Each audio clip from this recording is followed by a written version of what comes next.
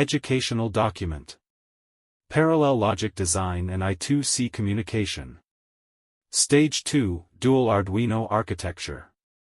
Why do we need 2 microcontrollers? In the first stage of the robotic system, one Arduino handled movement, obstacle detection, data processing, communication. As system complexity increases, one controller must move the robot, scan the environment, process sensor data, make decisions. This creates delays, reduced accuracy, blocking operations. Engineering solution: we divide responsibilities between 2 microcontrollers. This is called distributed processing architecture. Concept of logical parallelism. Important clarification: the Arduino does not run real multithreading. Instead, we create logical parallelism by separating tasks physically. Think of it like this. One brain controls motion. One brain observes the environment. They work independently but communicate. This improves heavy checkmark responsiveness, heavy checkmark timing accuracy, heavy checkmark system stability, heavy checkmark expandability. System architecture. Primary Arduino, master. Responsible for motor control, navigation decisions, requesting environmental data. Secondary Arduino, slave. Responsible for sensor scanning, data measurement, preparing data for transmission.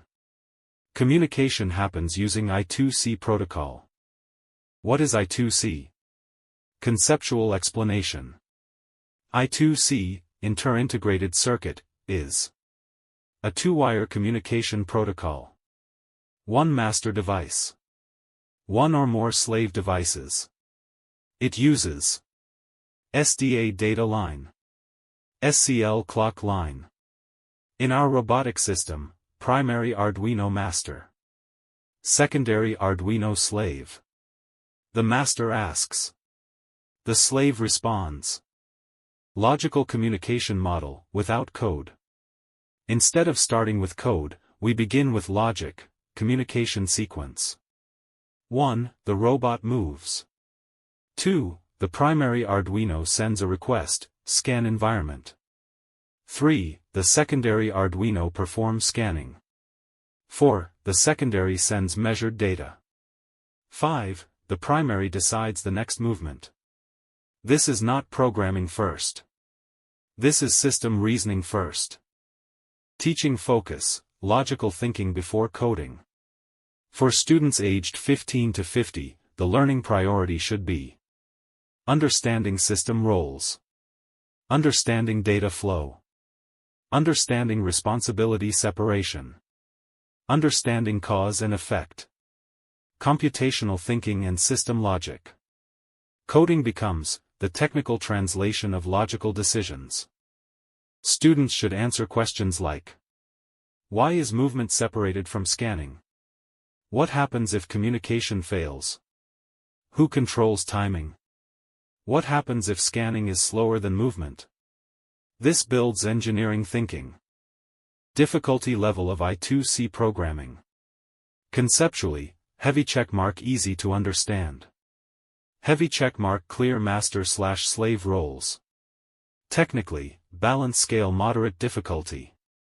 Requires understanding of data exchange.